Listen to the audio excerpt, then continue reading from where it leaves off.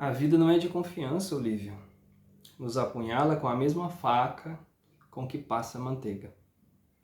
A vida, essa senhora banguela, não teme a feiura e faz coisas medonhas com sua boca murcha, que não lhe inibe as gargalhadas.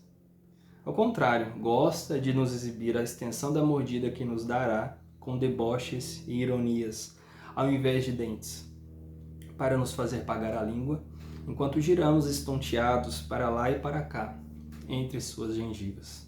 Esse é um trecho do fascinante A Natureza da Mordida, da brasileira Carla Madeira.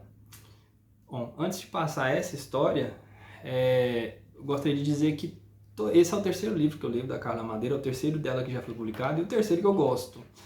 Por isso eu queria que quem goste, por favor, leia Carla Madeira. O primeiro dela foi publicado em 2014, Tudo é Rio. É um triângulo amoroso entre um casal e uma prostituta, a Lucy. E a história começa com um ato muito violento que vai marcar a vida de todas aquelas pessoas envolvidas. Depois, não obedecendo a ordem cronológica de publicação, eu li Véspera, foi publicado em 2021. A gente conhece a história de dois irmãos, o Caim e o Abel, e como o peso desses nomes marcou a relação entre eles e seus familiares e amigos, e esposas e namoradas. Mas teve um livro no meio, na ordem cronológica, foi publicado em 2018, que é sobre o qual eu vou mencionar hoje. É A Natureza da Mordida. A gente tem a capa aqui, um olho bem grande, parece ser um olho de uma baleia. O título é um tanto metafórico, o trecho que eu li no início faz um pouco referência a isso. A natureza da mordida, a mordida quem dá é a vida. A mordida quem dá são aquelas situações complicadas com as quais a gente se depara ao longo da história. E aqui a gente vai falar das mordidas sofridas por duas pessoas com universos diferentes que ao acaso se encontram e se tornam amigas. A gente vai começar a história no Brasil contemporâneo, em Minas Gerais, em Belo Horizonte, um bairro nobre de Belo Horizonte, em uma banca de revista que se tornou uma espécie de sebo improvisado. Roberto é o dono desse sebo. Ele se torna amigo de uma senhora que vai lá todo domingo. É a Biá. A Biá é uma senhora aposentada que era psicanalista e professora também de literatura.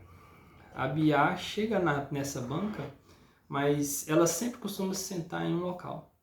Só que lá ela encontra uma mulher, uma moça bonita sentada lá, e ela se dirige até aquele lugar, porque aquele lugar é dela, ela quer sentar lá, né? Ela para um pouco quando ela percebe que aquela moça está muito emocionada, mas ainda assim ela segue firme e começa a entabular uma conversa com essa moça.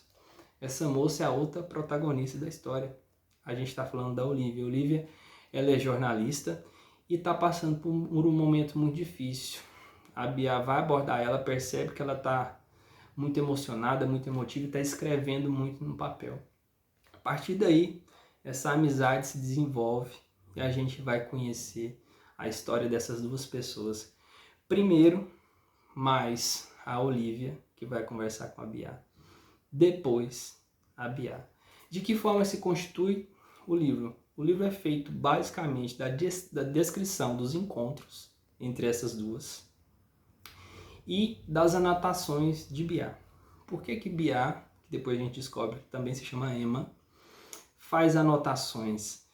Ela se esquece de muita coisa, ela está com um problema, algo como uma demência, um Alzheimer, e está perdendo a memória. Ela sabe que a vida dela tá por um fio e ela não quer perder algumas coisas, e as coisas que ela julga mais importantes, ela as anota.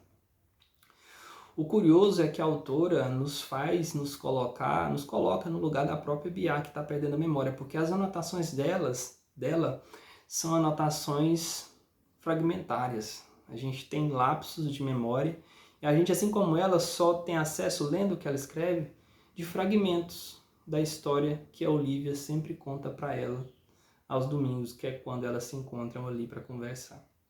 Então a gente fica meio que no lugar de uma dessas protagonistas, que é a Biá. A Olívia, ela está passando por uma situação muito dramática, né, na vida dela. Ela se pergunta por que Afinal de contas, uma amiga dela de infância, em um dado momento do final de sua adolescência, a mandou embora de sua vida. E aquilo a incomoda. Muito embora tenham se passado mais de 15 anos, aquilo ainda a incomoda, né? Ela vai contar mais detalhes dessa vida dela, da vida dela, a partir do momento em que um dado domingo a Bia não vai até aquela banca. Ela se preocupa e descobre que a Bia mora ali perto. E conhece a filha da Bia e descobre que a Bia teve uma recaída na doença dela e está acamada. Aí ela resolve escrever um pouco sobre a vida dela e ler para a Bia, que está acamada. É nesse momento que a gente conhece um pouco mais de todo o passado da Olivia e da Rita, que é essa amiga por quem ela era muito, tinha muito carinho, que de repente, e ela sem entender o porquê, determina que ela tem que se afastar da vida dela. Então, essa é uma situação de abandono que mais vivencia, que mais incomoda a Olivia. A Bia também, mais ao final, a gente vai descobrir que ela tem também uma situação de abandono, mas de seu marido, o Teodoro. Depois a gente percebe que essa situação incomoda muito, não só a Bia, mas também sua filha Teresa, que ao final se torna também amiga da Olivia. Então a história gira em torno desses abandonos. Mas o que é digno de nota? A maneira como a Carla Madeira escreve. É uma prosa muito, como eu vou dizer, uma prosa que se parece muito com poesia, porque é um lirismo muito acentuado, né? Em um dado momento eu achei interessante que ela menciona a personagem, a Bia, que é uma psicanalista aposentada, uma pessoa que gosta muito de literatura. Ela menciona um conto, e para quem gosta de literatura sabe que esse conto é de Miá Couto, um escritor moçambicano também, que é muito conhecido pelo lirismo de sua prosa. Então é interessante perceber a influência dos escritores no próprio estilo da escritora aqui, Carla Madeira, que faz menção explícita a esse escritor e a esse lirismo. Há uma passagem, várias, né?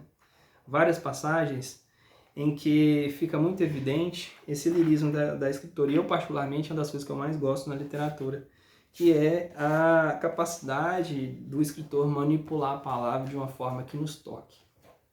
Em um dado momento, quando a Bia está se referindo a seu marido, ao seu ex-marido, ela diz o seguinte: os livros nunca me tiraram de mim, sempre me devolveram a mim.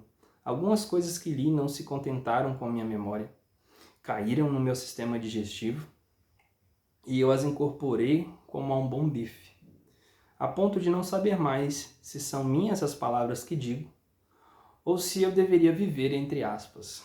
E assim vai ao longo de todo o texto.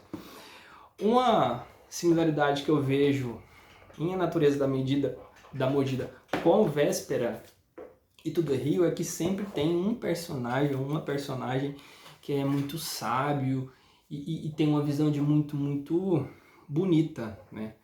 Eu diria que em Tudo é Rio foi a Dona Aurora que me cativou. Todo livro tem um personagem apaixonante. No Tudo é Rio, para mim, foi a Dona Aurora. Na Véspera, foi o Padre Tadeu. E aqui é a Bia, que muito embora está sofrendo por um processo de perda gradativa de memória, ela é muito precisa nas conversas que ela tem mais no início do livro com a Olivia, né? As conversas são mais constantes e mais ao final a gente vai ter acesso às anotações de Bia. Então, e nesse momento que a gente começa a entender um pouco mais a vida da própria Bia e perceber que ela também foi abandonada, assim como a Olivia.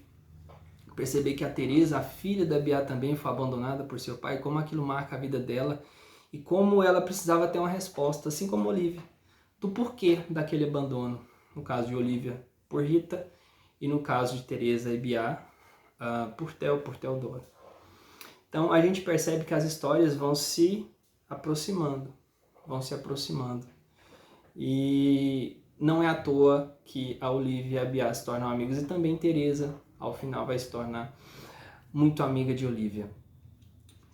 Outro ponto também que é bastante interessante é o fato de que a gente é preso à história e de repente a vida, nas palavras da autora, né, ela dá uma mordida. Você está tão envolvido, de repente acontece uma situação muito forte e você fica pensando, mas por quê? Por quê? E você quer tá curioso para saber como termina. Então assim, esse é o outro elemento. A Carla consegue nos pegar de um jeito que você quer saber como termina, você fica curioso. O texto dela te prende, você não quer parar de ler. Bom, é isso.